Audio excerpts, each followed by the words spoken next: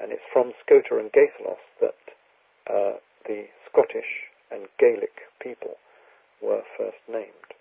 So that's an interesting story, and most people take that as mythology, but again, looking at it, I thought, well, there's got to be more to it than this. And so in looking at this story, I found quite a number of connections that indicate that this is a true history and not just mythology. Fascinating. So that's all the historical books I've got. Is there time to just mention two more? Sure, absolutely. Do that before we... Yeah, sure. There is another couple. Sure.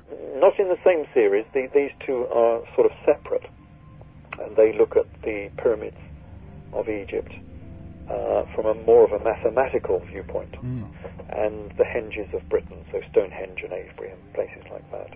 And the first of those is called Thoth, Architect of the Universe. And that's interesting because it shows that we still have some inheritance from that era.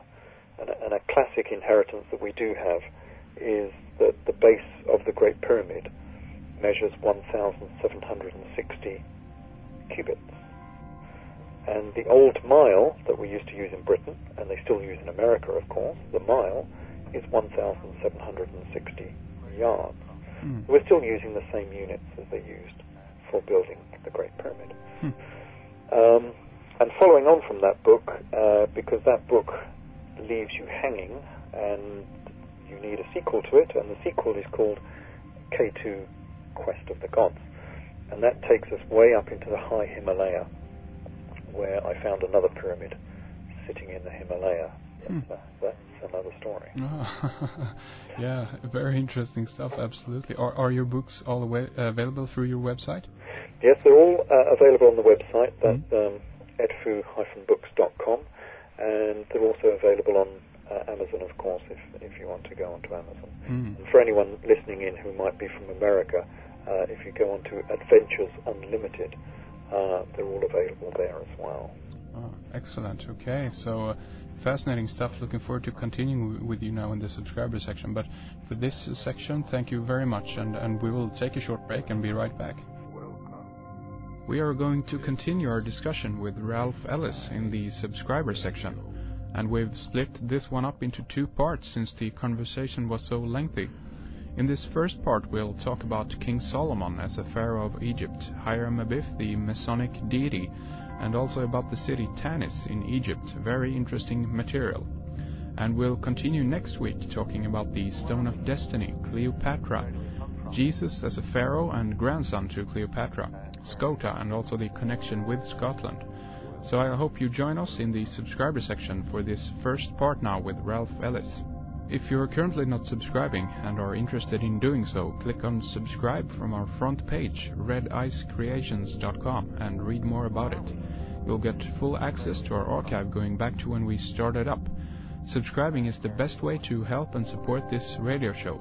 Also, you do not need a PayPal account or credit card to sign up. Check out our alternative payment methods under our subscribe link for much more information on that.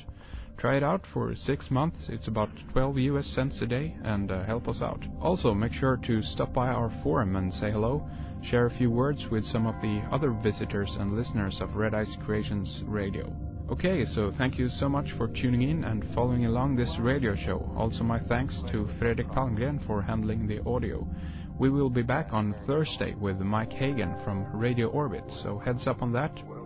This is Henrik Palmgren, wishing you all happy Ishtar. Take care, guys and gals. We'll talk more soon.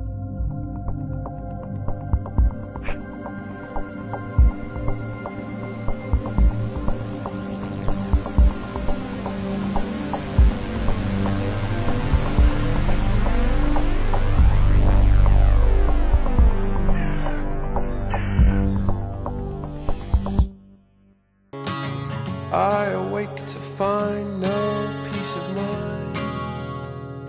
I said, how do you live as a fugitive down here where I cannot see so clear?